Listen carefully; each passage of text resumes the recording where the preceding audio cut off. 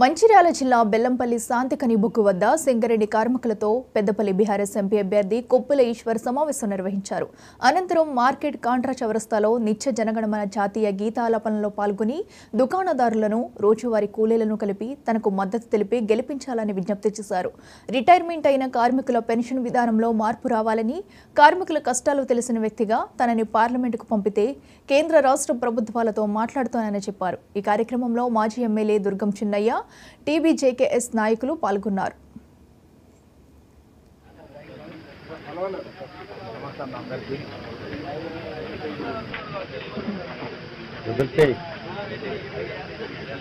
అన్న మన MP candidate ఈశ్వరన్న అందరూ చూసిన వాళ్ళ ఫోటో చూసి కానీ పర్సనల్గా చూడలే.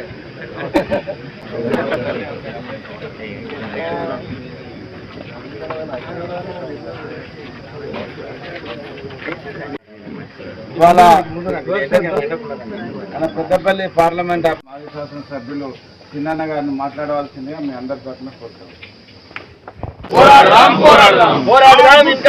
వ్యతిరేకంగా పోరాడదాం. కారు గుర్తుకే కారు గుర్తుకే.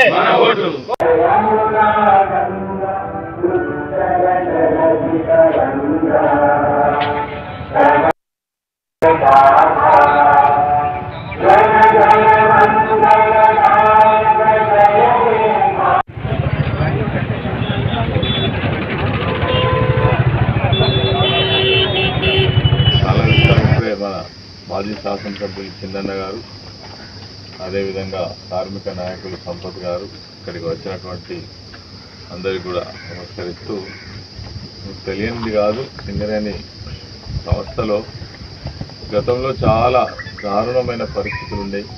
నేను కంపెనీలో అపాయింట్మెంట్ అయింది 76, 26 సంవత్సరాల పాటు చాలా చోట్ల పనిచేసిన నేను. పనిచేస్తున్న క్రమంలో యూనియన్ నాయకునిగా ఆ రోజు విప్లవకర ట్రేడ్ యూనియన్ అయినటువంటి గోదావరిలో బొగ్గుగని కార్మిక సంఘం affiliated to IFTU founder member. మీకు కొన్ని విషయాలు గుర్తుకు చేస్తున్నా. 4వ వేజ్ బోర్డు సందర్భంగా చాలా వీరోచితమైనటువంటి, అంటే ఒక వేజ్ బోర్డు అమలు జరగాలంటే నిజంగా ఎంత కష్టమయ్యేదో 45 రోజుల పాటు సమ్మె జరిగింది. ఆ సమయంలో ఈ సమ్మెను లీడ్ చేస్తున్న నాయకులందరి మీద నేషనల్ సెక్యూరిటీ యాక్ట్, నాసా అంటారు, నాసా కింద మమ్మల్ని అరెస్ట్ చేసినప్పుడు. దాని తర్వాత కొన్ని సంఘటనలు గుర్తు చేస్తాను. 9 ఇంక్లైన్ మ్యాగజైన్ ప్రమాదం, 9 మంది కార్మికులు, మ్యాగజైన్ అంటే మన డెటోనేటర్స్ షిఫ్ట్ చేస్తున్నప్పుడు లారీ, అందులో పనిచేస్తున్న 9 మంది కార్మికులు మొత్తం ఇట్లా బ్లాస్ట్ అయితే ముక్కలు అయిపోయాయి. అసలు ఎవరి శవం కూడా దొరకలే, లారీ కూడా దొరకలే, లారీ కూడా ముక్కలు అయిపోయాయి. అప్పుడు కూడా వాళ్ళ కార్మికులకు న్యాయం జరగాలని హైదరాబాద్లో RLC దగ్గర కావచ్చు, యాజమాన్యంతో కావచ్చు, అప్పటి నుంచి కూడా కార్మికుల పక్షాన ఉన్నటువంటి. ఇంకా 9 ఇంక్లైన్లో గ్యాస్ లీకేజ్ అయినప్పుడు దాదాపు 9 మంది కార్మికులు, ఒక అండర్ మేనేజర్, ఒక ఓవర్మెన్. పాపం అప్పుడు ఓవర్మెన్ అయితే ఒక కార్మికుడిని కాపాడడానికి పోయి మాస్క్ కొంచెం పక్కకు పోవడం వల్ల అక్కడికక్కడనే ప్రాణం వదిలిపోయింది.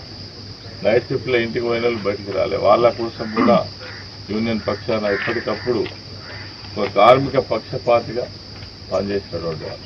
దాని తర్వాత ఇప్పుడే చిన్న చెప్పినట్టు దానిలో 17 మంది నీళ్ళల్లో మునిగిపోయి చనిపోతే అలా చాలామంది మా మిత్రులు కూడా ఉండేది, నాతో పనిచేసిన కూడా ఉండేది. చాలా విషయాలు ఇప్పుడు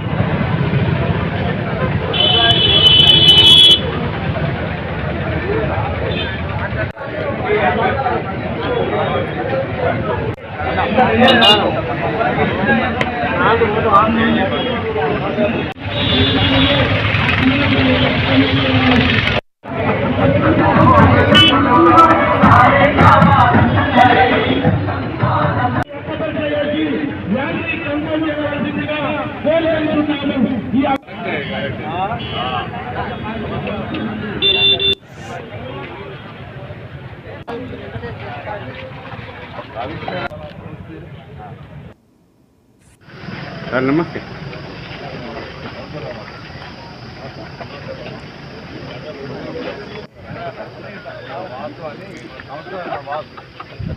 వీళ్ళందరూ